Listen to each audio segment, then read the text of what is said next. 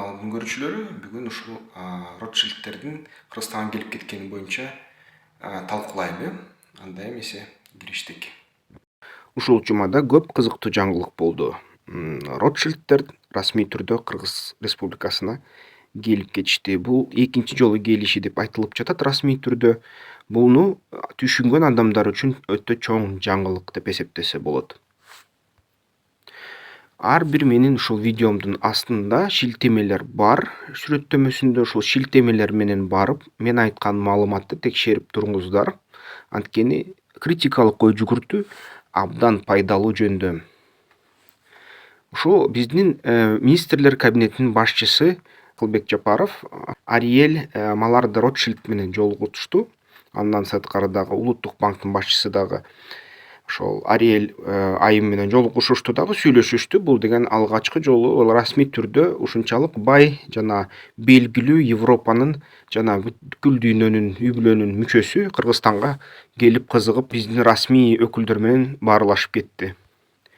Эгерде Ротшильдтердин ул бүлөлүк гербин карасак, гербинде 3 сөз жазылып турат. Бул деген Concordia, Integritas, Industria. Кыргызча которгондо бул деген ынтымак, чынчылдык жана эмгек деген 3 сөз. Ротшильд деген фамилиянын өзүнүн келип чыккандыгы, бул деген көрүп атасыздар, гербтин ортосунда кызыл калкан турат. Рот деген бул кызыл, шильд деген бул калкан немис тилинде. Ошондо Ротшильд бул деген кызыл калкан деп. Ушул кызыл калкандын эсебинен анан Ротшильд үй бүлөсүнүн негиздөөчүсү, ата бабасы Мозес ушул гербтин башатын баштайт. Анан кийин ушул герб Австро-Венгриялык жана Ыйык Рим империянын императору аркылуу ушул бекитилет дагы. Ротшильдтердин үй бүлөсү барон наамын алышат. Жана ушул шилтеме менен Ротшильдтин санжырасына кирсеңер болот. Еврейлер 1400 жыл мурда Рим империясынын ичине кошулуп кетишкен. Анткени Рим империясы ошол Кичи Азияны басып алган болчу. Рим империясы басып алганда еврейлердин бүгүнкү Израиль турган жердин еврейлер жашашчу. Ата-бабалары Римдер ошол жерди басып алганда жөөттөр зилот кыймылын пайда кылып, партизан Рим армиясына аябай катуу мындай ыңгайсыздыкты түзгөн, партизандык согуш ачкан. Масада деген ошол чептеринен аябай катуу мындай жортулдарды жасап, партизандык диверсиялар жасап, Рим империясынын кыжырына тийген. Рим империясы кыжырына келгенден кийин еврейлерди талкалап, Израильди жок кылып, Израилдеги болгон бүт баягы чиркөөлөрүн, ошо синагогаларын талкалап, сындырып, еврейлердин өзүн качырган. Жана ошол Израилдин аты экинчи Израиль болбойт деп, алгачкы жолу ал жердин атын Фаластин деп коюп кетишкен римдер. Ошондо еврейлер бүт дүйнө боюнча тарап кетишкен дагы. Кескин бир бөлүгү Европага, азыркы тарапка көчүп кетишкен. Рим империясынын ортосуна, так ортосуна, азыркы ошол Германия Австрия өлкөлөрүнүн территориясына кетишкен. Бирок еврейлер өзүнүн атайын спецификалык иши менен алектенишкен болчу. Билесиздер, динде христиандарда жана мусулмандарда банк ишкерлигине тыюу салынган. Пайыздык мындай ишканалар иштөөгө болбойт мусулмандарда жана христиандарда. Ал нерсе ошо 2000 жыл аралыгында эмгичекте ушундай күчтө. 1000-2000 жыл мурда анан орто кылымдарда дагы, жаңы заманда дагы, ошо жаңы замандын 17-кылымына чейин христиандарга, мусулмандарга банк ачууга катуу тыюу салынган. Банк ачуу, ошол банктык операция, каржылык операцияларды кылуу, карыздарды берүү, карыздарды кайра жыйноо иши бир гана ошол еврейлердин иудейлик ишеними уруксат берген дагы. Жана еврейлер аябай ушул Европага, дүйнө жүзүнө, араб дүйнөсүнө аябай мындай пайдалуу адамдар катары эсептелинишкен. Анткени алар акчаны кармай алышат, математиканы билет, акылдуу, финансылык башкарууну түшүнөт, акчаны кармай алат, эрки бар. Анткени мусулман христиандар мурун ошол колуна акча тийсе эле коротуп салмай, бир заматтар коротуп салмай. Король болосуңбу, жөнөкөй киши болосуңбу, колуңа акча тийдиби жыргап жашайсың дагы, эртең кайра чөнтөгүң тешик. Еврейлер болсо колуна тийген акчаны кармашат, коротпойт, үнөмдөйт, анан акчанын бир эле бөлүгүнө кандайдыр бир ушул байлыктарды алат. Ошондой жөндөмүнө карап еврейлер банк ишин баштап бүткүл Европаны жана араб өлкөлөрүнө банкир болуп калат да. Ошол нерсе аябай катуу өнүгүп кетет. Ошол нерсе бир четинен еврейлерди аябай бай кылат. Бай кылары менен кошо бул банктык иш байыркы 5000 жыл мурда Вавилондо пайда болгон банктык иш еврейлердин колунда монополия катары калып калат. Бул деген расмий түрдө ар бир өлкөлөрдүн ушул башчылары муну чечишет. Жана Европада эркин шаарлар пайда болгуча Гульденберг сыяктуу, Кальмар биримдиги сыяктуу же болбосо Генуялык биримдик сыяктуу ал нерселер пайда болгонго чейин бүткүл ушул банктык иш еврейлердин колунда кала берет. Расмий түрдө анткени хандар, чиркөөлөр, мечиттер, султандар, халифтер баары тең еврейлерге буйрук беришет да, силер ушул каржы иштерин башкарасыңар, христиан менен мусулмандарга тыюу салышат. Бул мыйзам түрүндө болот. Ошондуктан мындайын айтканда баягы диндин негизинде, диндин эрежесин сакташ үчүн ушул дүйнө, христиандык дүйнө, исламдык дүйнө толук банктык чөйрөнү еврейлердин колуна карматкан болчу. Жана еврейлер ушул банктык чөйрөнү өнүктүргөн болчу. Кийин ошол Иерусалимди алгачкы жолу христиандар кресттик жортуул, кресттик казатты салып туруп, мусулмандардын жерин басып алганда, Иерусалимди басып алганда, ошондо алгачкы ошол Иерусалимге кирип келген госпитальерлер жана тамплиерлер ошол еврейлерди таап ал жерден, Иерусалимден, мусулман астында, кол астында болчу ал Иерусалим. Ошо еврейлерди карап үйрөнүп алар деген өзүнүн орденинде ушундай банк структурасын түзө баштайт тамплиерлер. Бирок билесиңер, тарыхты билгениңер билесиңер, тамплиерлерди ушу Франция королу аларды кырат, жок кылат жана тамплиер орденин чачыратып салат. Ошентип эле кайра эле еврейлер калып калат да ушу банктык системада. Ошондо акыркы жолу эң чоң деп айтылган 1819-жылдары, 1890-жылдары еврейлерди жылдан жылга дайыма кыргынга салып турушкан мусулмандарда да, христиандар да. Анткени билесиңер, эгерде бирөөдөн карыз алсаң, анан акчаны коротуп салсаң, карызды төлөй албай жатсаң, сага чара көрөт ошол сага карыз берген киши. Бирок сен ал карыз берген кишини сүйбөйсүң. Анан ошол карыздан кутулуш үчүн эки эле жол бар. Бул деген акчаны таап, карызды төлөп коюу, экинчи жол карыз болгон адамды жоготуу, өлтүрүү, кыруу. Так ошондой ой менен европалык королдор, ошол чиркөөлөр, исламдык хандар, халифтер, султандар еврейлерге биринчи банктык ишкерликти колуна карматкандан кийин карызга батып кеткенде еврейлерге кез-кезден аларды кырып турушкан. Кырыш үчүн еврейлер жөнүндө аябай мындай катуу баягы кара пиар кылышкан, уламыштарды айтышкан, мисалы үчүн айтышкан, ошол еврейлер деген кичинекей наристенин канын ичишет, еврейлер шайтанга өзүнө сыйынышат, еврейлер ушундай баягы кафирлер, аябай харам деп ушундай маалыматты жайылтып туруп, жөнөкөй элдин жинин, кыжырын келтирип туруп, еврейлерге карыз болгон адамдардан кол топтоп туруп, аларды кыргынга салышкан да. Ушундай кыргындар аябай көп болгон Европада. Эң чоң кыргын Орус империясында болгон. Бир топ мындай баягы бүгүнкү Украинанын территориясында еврей жок кылынган, ошентип бүткүл европалык шаарларда кезден кезге ушундай кыргындар салынып турган. Бул нерсе көп учурда еврейлердин аябай мындай жүрөгүн үшүткөн, жана еврейлер өзүнүн мамлекетин жоготкондон кийин, Рим империясынан кийин ушул өзүнө ант беришкен, биз өзүбүздүн мамлекетибизди түзүшүбүз керек, антпесек ушундай жаман экен деп, биздин укугубуз жок экен, укугубуз тебеленет экен деп, алар да ошол Израиль курганга кандайдыр бир аракеттерди салышкан. Мен байкашым боюнча бүгүнкү күнгө чейин еврейлер жөнүндөгү кара пиар азыр биздин жашообузда деле бар. Мисалы үчүн менин ушул видеонун астындагы комментарийлер күтөм. Сен еврейлерди жактап атасың, сен өзүң жөөт экенсиң дегендер жазышат. Акылы кем кичине комментаторлор ушундай нерселер жазышат. Мен тарыхты айтып берсем деле аны деле түшүнбөй. Анан ошол Амшель Мозес Бауэр деген ошону түшүнүп, анан жаңы тактикага өттү да. Мен деген өзүмдү еврей эмес, еврей фамилиясын сактабай, европалык аристократтардын фамилиясын алышым керек деп эсептеди дагы.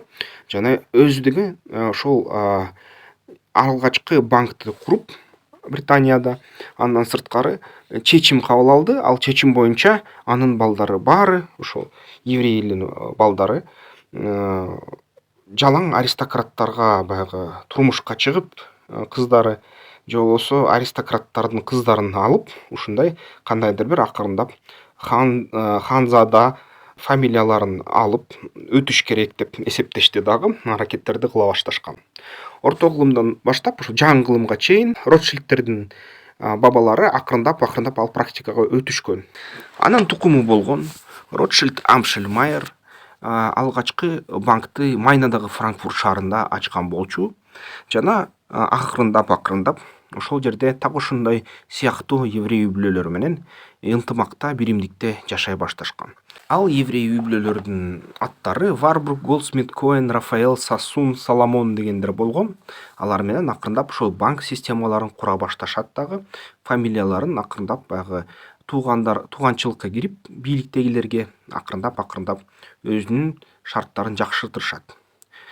Мисалы үчүн 1816 жылы Ротшильд үй бүлөсү барон наамын алышат. Ошол наамды аларга акыркы ыйык Рим империянын императору Франц Йозеф Карл деген ыйгарат. 18-19 жылынан баштап Ротшильд үй бүлөсүнүн байлыгы кескин өсөт дагы. Ошол 2012 жылдын баалоосу менен 1,7 триллион АКШ долларына чейин жетет. Эгерде ушуну жакшылап мындай карасаңыздар, бул деген эркиндик статуясы Америкадагы. Эгерде 1 триллион долларды нактылай түрдө анын жанына үйсө, уна ушундай сүрөттөгүдөй болуп көрүнөт да. 1 триллион доллар ушундай көрүнөт. 1,7 триллион доллар 2 ушундай имарат болуп калат да ошондо. Анан Ротшильд эң кызыктуусу, ал деген уулдары 5 Европа шаарына жиберет дагы 5 банк ачтырат. Анан Ротшильд Амшельмайер, Соломон Майер, Ротшильд Натан Майер, Кальмар Майер, Ротшильд Джеймс Майер болуп алар ошол 5 шаарга барышат. Лондон, Париж, Вена, Неаполь, Франкфурт Майнадагы. Жана ошол эң белгилүүсү, эң да кыйыны болуп Ротшильд Натан чыгат. Ротшильд Натан 1811 жылы ошол Rothschild and Sons деген Лондондогу ишкананы түзөт. Ал деген ишкана ушунчалык бай болгону эмне билдирет? Мисалы үчүн Лондон банкына дайыма кредиттерди берип турат да, ошол Ротшильд үй бүлөсү. Мисалы үчүн 1815 жылы Натан адмирал Веллингтон ошол Наполеонго каршы согушуп жатканда ага 9,8 миллион фунт стерлинг кредит берет. Бул эмне деген акча? Бүгүн ошол кездеги баалар менен санаса, бүгүн бул деген бир нече миллиард доллардан ашкан акча болот. Ушул акчага Великобритания армиясы аябай мыкты технологияларды колдонуп, даярданып, акырында ошол Веллингтондун Наполеондун үстүнөн жеңишине алып келет. Ошондо эң кызыктуусу Натандын опузасы деген окуя белгилүү тарыхта. Бул деген Веллингтон менен түзмө-түз байланышта болгондуктан Лондондун финансисттери баары ойлошкон, Натан Наполеон менен болуп аткан согушта Британиянын ар бир жаңылыгын тыңшап турат, анан баарыбыздан биринчи билет деп. Ошону түшүнгөн Натан Лондон банкынын облигацияларын, бул деген карыз кагаздарын арзан кылып сата баштайт. Бир күн эрте, ошол жаңылык келгиче. Арзан кылып туруп сата баштаганда баары ойлошот, Веллингтон Наполеонго жеңилиптир деп, анан баары дагы өзүнүн облигацияларын сата баштайт. Облигациялардын баасы аябай ылдый түшүп кетет. Ошондо Натан бир аз күтүп туруп, күн аягында ошол облигациялардын баарын кайра мындай апарзан акчага сатып алат. Анан жаңылык келет, Веллингтон Наполеонду утту деген жаңылык келет. Ошондо облигациялардын саны кескин кымбаттап кетет. Бирок ошол облигациянын көпчүлүгү Натан Ротшильдтин колунда болуп калат. Ошентип Натан Ротшильд Лондондун Британиянын облигацияларын колуна кармап, Британиянын казынасынан түзмө-түз чоң акчаны алганга жетишет дагы, акырында облигациялардын бир бөлүгүн сатып, огой бетер бай болуп кетет дагы. Ошол Веллингтонго берген акчасынан дагы көп эсе бийигирээк, мындай көбүрөөк байлыкка ээ болуп калат. Ушул Натандын опузасы деп белгилүү болот да. Анан Ротшильдтер аябай бай үй бүлө болуп, хандардын кыздарын келин кылып, ошол монархтардын баягы уулдарын үй бүлөгө киргизип, ушундай аябай мындай күйөө балалыкка киргизип, аябай бекем үй бүлө катары калыптанат. Жана ошол байлык аябай кескин өскөндөн кийин булар деген көбүнчө өлкөлөргө кредит бергенге үлгүрүшөт. Кээ бир маалыматтык булактар боюнча Натан Ротшильдтин тукуму ошол мисалы үчүн австриялык жанакы Кальман Ротшильдтин тукумдары ошол Гитлердин кандайдыр бир баштапкы партиялык иштерине каршы ыргытышкан. Гитлер ошол Ротшильдтердин акчасы менен бутка туруп, Рокфеллер, Ротшильд башка еврейлердин акчасы менен бутка туруп, алардын Америка Кошмо Штаттарынан мисалы үчүн Ford жана Westinghouse, General Electric деген компанияларын чакырып, Германияны индустриализациядан өткөрүп, аябай бай кылгандагы, Германиядагы аябай заманбап куралдарды, заводдорду куруп, Крупман жана башка ошол Mercedes деген фирмаларды ачып, анан баягы карыздарды еврейлерге берүүдөн тартынып, аларды аябай жаман кара пиар менен жаап, анан өлтүрө баштайт деп айтат да. Ошондо Гитлер еврейлерди кыра баштаган. Кыра баштаганда еврейлер качкан. Дагы ушул качкан еврейлердин арасында дагы Ротшильдтер үй бүлөсү болуп калган да. Ротшильдтер үй бүлөсү бүт капиталын ошол Жапония, Швейцария, Түштүк Америкага, АКШга жайгаштырып, өткөрүп, Германиядан качкан. Алардын үй бүлөнүн бүт баягы жыйнаган сүрөттөрү, мүлкү, имараттары толугу менен германиялык гестапо аркылуу ошол тартылып алынгандагы, анан каракталган. Ошентип анан Ротшильдтер өзүнүн капиталдарын Европада жоготот. Гитлер Ротшильдтердин сазайын аябай берген. Ошондо ошол жылдардан тартып Ротшильд үй бүлөсү аябай өзүнүн баягы байлыгын, мурункудай тойлор, шаң шөкөттөрдү бербей, мурункудай баягы өзүнүн байлыгын элдин баарынан көрсөтпөй, акырындап аябай тынч жана жашыруун болуп калды деп айтышат. Негизи ушу Ротшильдтердин акча булактары аябай көп бүгүнкү күнү. Эгерде алардын мисалы үчүн британиялык акча булактарын карасак, бул деген 1800-жылдарда, 1824-жылда мисалы үчүн алар деген көптөгөн ошол ишканаларды курушат. Чемин де Фер ду Норд дегендерди, Рио Тинто групп, Соцсете Леникель деп. Мисалы үчүн Ротшильдтер Орусиядагы Норникелдин акцияларын 90-жылдары сатып алышкан, толугу менен кайсы бир кескин бөлүгүн алып алышкан. Эрамет, Имметал, Иммерсфен деген ушундай ишканаларды жайгаштырышкан. Ротшильдтер өзү Де Бирстин түптөлүшүнө акча беришкен. Мисалы үчүн Сесиль Ротс деген Африкага барып, фермаларды алып, ошол Ротшильдтерден акча алып, алардын баягы жерлерин иштеткен жана Африкада алмаздарды тапкан. Алмаздарды таап, ошол Ротшильдтер кайра Лондонго келип, ошол Сесиль Ротс Де Бирс деген компанияны уюштурат.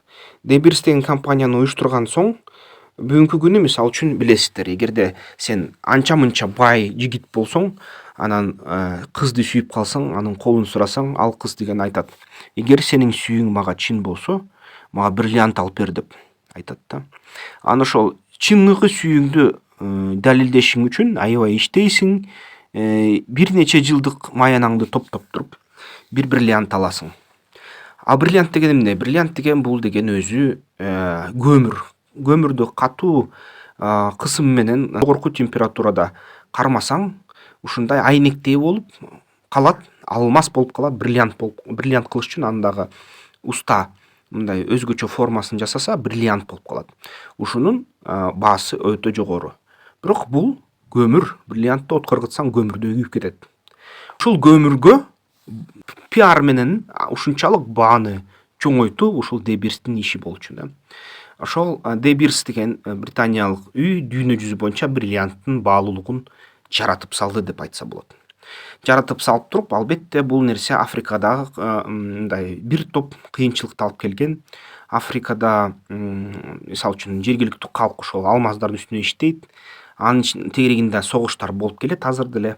Ошондо Ротшильдтер ушул Родезия деген өлкөнү орнотууга жардам беришкен. Родезия өлкөсү түзүлгөн.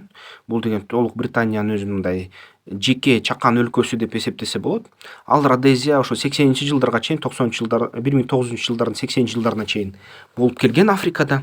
Баса белгилеп кетсек, Родезияда эң жогорку сапаттагы спецназ жаралган. Бул Скаут Селус деп аталган. Селустун чалгындары деп мындай которулат да. Скаут Селустар аябай укмуш күчтүү спецназ болгон.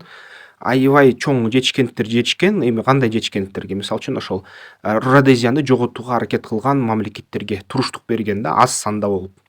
Бирок акырында ошол Родезия жок кылынды. Африкалык мамлекеттер баары бир өзүнүн тилегине жетти. Ошол алмаздарды колуна алып алды. Бирок эмгичектен ушунун тегерегинде аябай мындай кандуу нерселер болуп жатат.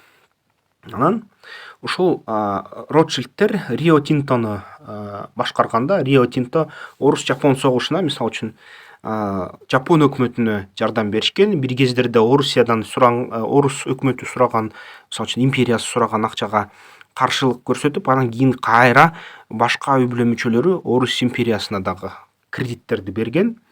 Анан негизи ушул Японияда, мисалы үчүн, кредит бергенде, Жапония орус-жапон согушу ачылып кеткенде, так ушул Ротшильдтердин капиталы менен Япония модернизация өткөрүп, жаңы ошол флот курдуруп Британияга Орусиянын флотун жеңген 1904-1905 жылдары. Ушунда дагы Ротшильдтердин акчасы колдонулган. Ошол анан бүгүнкү күнү ушул япондук согуштук облигациясын карасак, ушул 11,5 миллион фунт стерлингге бааланыптыр да. Мындай акча булактары болгон Ротшильдтерде. Ротшильдтердин ишканалары азыркыда бир топ, мисалы үчүн ошол Шато Кларк, бул франциялык, Шато Брен Мутон, Ротшильд Си банк деген бар Францияда. Мисалы үчүн ошол Ротшильд Си банкты Францияда 1982 жылы социалист Франсуа Миттеран жана ошо кийин Олланд кезинде аны улутташтырууга аябай чоң аракеттерди кылышкан. Ошол Франсуа Миттеран, мисалы үчүн, Ротшильдтердин колунан ушул банкты алып алган да, мамлекеттик чечим менен улутташтырып койгон. Бул деген Ротшильд үй бүлөсүнө Францияда аябай катуу сокку кылган. Андан сырткары дагы ошол Concordia, Rothschild Sons, Rothschild Continuation Holdings, Jardine Strategic кофе менен, мисалы, дүйнө жүзү боюнча Колумбиянын кофесин сатышкан Jardine деген компаниялар бар. Сингапурда, Японияда филиалдары бар. Rabobank, Paris Orléans, компания Франция Эдмонд де Ротшильд, Reed Capital Partners, James Place Capital Bank, Privé Эдмонд де Ротшильд, Comparative Benjamin Rothschild SA, Congrance Chateau Clark деген ушул бүт Ротшильдтердин ишканалары. Анын ичинен дагы аябай чоң мүлктөрү бар. Бул деген бир нече баягы Шато де Лаурес, Шато Малмайсон, Шато де Монти Ларген, Шато Мутон, Шато де Муэт дегендер. Анын баары ошо алардын баягы вино чыгарган ишканалар, ар кандай тамак аш чыгарган ишканалар, ушул Франциядагы замоктар, баягы орто кылымдагы, ошол 17-18 кылымдагы замоктар, алардын көбү ушул Ротшильдтердин кармагында да, мүлкүндө. Жана ошол кошумча Ротшильдтердин бир нече капиталы никелде, орус Норникелде жайгаштырылган. Ошол британиялык жана америкалык North Sea Oil деген, Glencore деген компанияларында да бар. Нефть иштеткен компаниялардын бир кескин бөлүгүндө дагы капиталы жайгаштырылган. Анан Ротшильдтер мындай бай да, бирото. Ротшильдтер албетте, эгерде гербин карасаңар, аякта арстан бар. Арстан бул Израилдин белгиси. Ротшильдтер еврей экенин эч качан жашырган эмес. Анан бирок баягы Бальфур декларациясы чыкканда, ошо 1945 жылы, качан ошо Британия Израиль мамлекетин түзгөнгө даярданып жатканда, британиялык мандатты тапшырабыз деп еврейлерге. Ошондо Ротшильдтердин үй бүлөсүнүн жарымы каршы чыккан. Эгерде Израилди жаратсак, биз деген азыркы Израилдин жерин басып алган жана кылымдап жашаган арабтардын кызыкчылыгына сокку урабыз. Эгерде арабтардын кызыкчылыгына сокку урсак, еврейлерди дүйнө жүзү жек көрөт деп каршы чыгышкан болчу. Ротшильдтердин үй бүлөсүнүн экинчи бөлүгү жок, биз Израилди түзүшүбүз керек, биздин ошол элибизге аябай катуу көп жылдан бери сокку берилип аткан, кырылып аткан. Эгерде өзүбүздүн мамлекетибизди түзбөсөк, эч качан ар кайсы мамлекетте бизде ушунчалык баягы тең укуктуулук болбойт деп, ошол укук үчүн биз мамлекет түзүшүбүз керек деп экинчи бөлүгү чыгат. Акырында Израиль түзүлүп жатканда, Израиль мамлекет түзүлүп бүткөндөн кийин Ротшильдтер үй бүлөсү ошол Израилге чоң жардам көрсөтө башташкан. Мисалы үчүн Израилдеги Кнессет жана бир топ мамлекеттик имараттары, бул деген мисалы үчүн жогорку соттун имараты жана башка ушундай жергиликтүү соттордун имараттары, кээ бир армиянын инфраструктурасы ушул Ротшильдтердин акчасы менен курулган болчу. Анан Ротшильдтер ушул 90-жылдары дагы Норникелге кайсы бир акциянын үлүшүнө акча салышкан. Анан дүйнө кризиси болуп кеткенде 2008-жылы Ротшильдтер аны сезбей калышкан. Анан алардан сурашты: эмнеге силер ушул кризисти сезген жоксуңар? Эмне үчүн дүйнө жүзүндө бүт финансылык институттар катуу сокку жесе, силер жеген жоксуңар десе, алар жооп беришти: биз деген консервативдикпиз, биз деген ар кандай авантюраларга акча салбайбыз, биз деген ушул мурункудай эле кыймылсыз мүлк, тамак аш, ушундай өндүрүш, ушундай нерселерге акча салабыз. Могу жаңы баягы ипотекалык кредиттерге, деривативтерге акча салбайбыз деп айтышкан болчу да. Ошентип Ротшильдтер кризистен эч кандай жоготууларга учураган жок. Ротшильдтер тегерегинде аябай көп ушактар айтылат. Мисалы үчүн Ротшильдтер федералдык резерв системасын курган деп айтылат да. Майор Ротшильд негизи Америкага качканда Гитлерден, анан Теодор Рузвельт менен кошо федералдык системаны курган деп айтышат.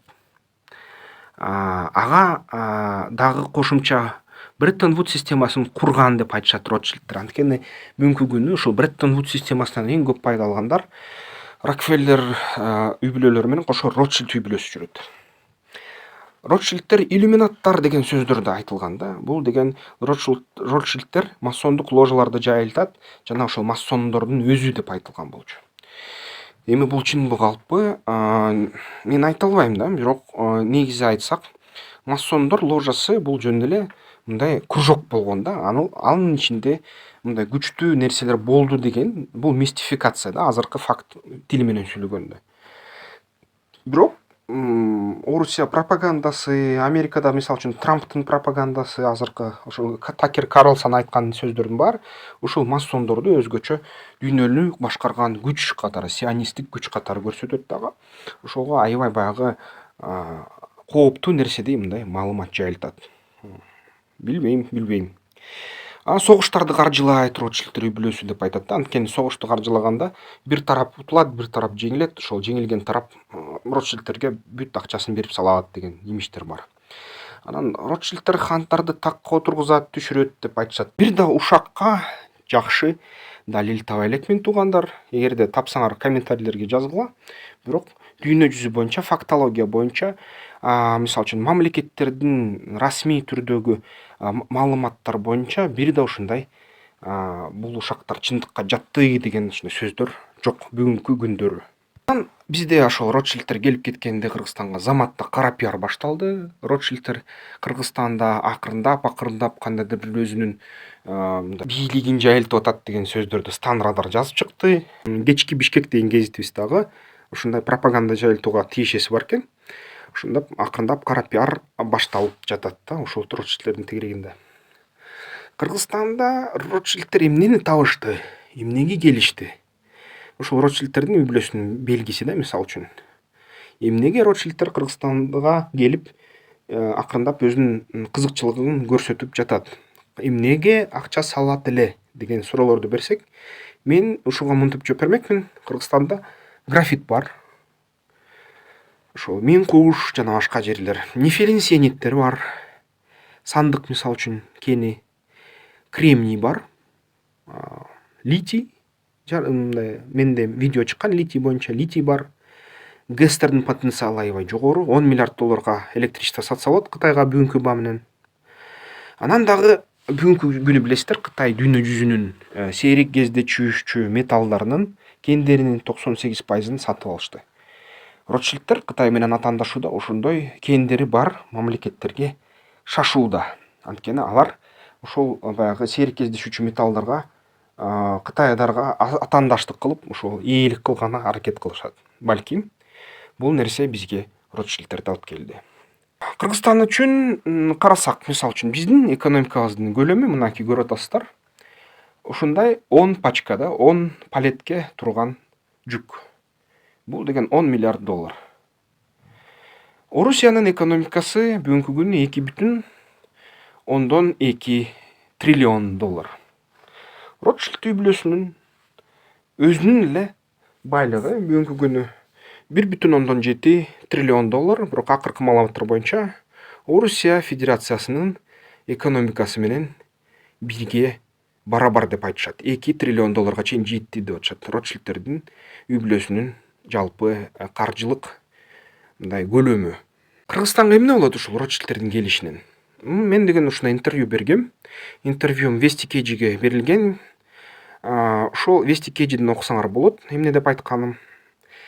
Бизде эң биринчиси бул оор салмактуу инвестор кызга баштаганы Кыргызстан үчүн жакшы кабар.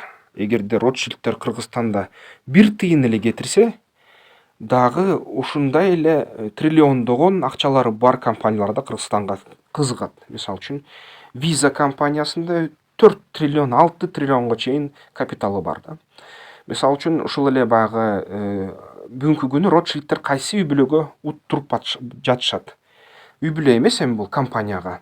Бул деген BlackRockко уттуруп жатышат. BlackRock'тун экономикасы дүйнө экономикасынын 20-30%-на чейин ээлик кылат деп айтылат. А бул деген 28 триллион доллардын тегереги да.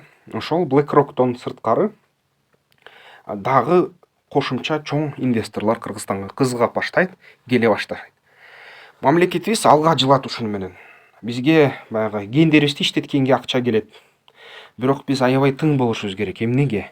Анткени, мисалы үчүн Казакстандын нефть тармагын 80-90% чет элдик ишканалар ээлик кылат. Ошондо Казакстан өзү 28, кээ учурда 15-13% эле акчасын, таза пайдасын алат. Ошол жалпы таза пайдасынан. 80-70% эл аралык ушул инвесторлор чөнтөгүнө салат. Ошондой нерсеге барып калбайлы деген бир четинен инвесторлор келсе коопсуз болот биздин мамлекет, анткени инвесторлор өзүнүн акчасын аябай кайтарат. Ошол Манхэттендин тарыхын билесиңерби? Нью-Йоркто мисалы үчүн Манхэттен деген жарым арал бар. Ошол мурун ошо аяктагы Кайовабы же Дакотабы ошол индейстердин уурусунун ээлигинде болчу. Анан голландецтер келип ошол Манхэттенде бир бөтөлкө аракка сатып алышат. Ошондо бир бөтөлкө аракты ичип алып индейстер жерди кантип эле бул голландецтер ээлик кылмак эле деп. Анан кийин ошол чын эле голландецтер ага чептерди кургандан кийин мен ката кетирдим деп айтышат да индейстер. Мен хата деп. Ошону угуп алып голландецтер ушу биз бул жерди Манхэттен деп атайбыз деп атап коюшкан да. Ошондой тарых болгон. Бизде да ошол тарыхты эсибизде кармап турушубуз керек жана тың болушубуз керек. Инвесторлор менен туура сүйлөшүп, ушундай чоң инвесторлор келсе, алар менен жакшы карым катнаш түзүп, бирок өзүбүздүн да кызыкчылыктарыбызды тең салмакта, тең укуктуулукта жакташыбыз керек. Ошол. Эгерде видео силерге жакса, канал өнүксүн десе, негизи мен ойлойм, маалымат бекер таратылышы керек, бирок маалымат таратуучу адамдын эмгеги дагы мындай төлөнбөй калбаш керек. Ошон үчүн эмгегимди колдогуңар келсе, ошол QR менен колдоп койсоңуздар болот. Эмки видеодон көрүшкөнчө. Ушул видеону көргөндөн кийин сиздерде кандай пикир пайда болуп жатат? Бөлүшсөңүздөр жана өзүңүздөрдүн ошол пикириңиздерди айтсаңыздар. Ушундай чоң финансисттер биздин өлкөгө келгенин эмне өзү билдирет? Ушул биздин Кыргызстандын үлдөшүнө алып келеби же пропаганда айткандай, мисалы үчүн ушул республиканисттердин Америкадагы же болбосо Орусиядагы расмий пропаганда айткандай, бул нерсе кооптуубу? Менин жеке оюм, Кыргызстанга чоң инвесторлор келиш керек, классикалык инвесторлор келиш керек, анткени бул Кыргызстанды өнүктүрөт. Ал эми сиздерде кандай маалымат жана ой пикир бар, бөлүшүп коюңуздар. Эмки видеодон көрүшкөнчө.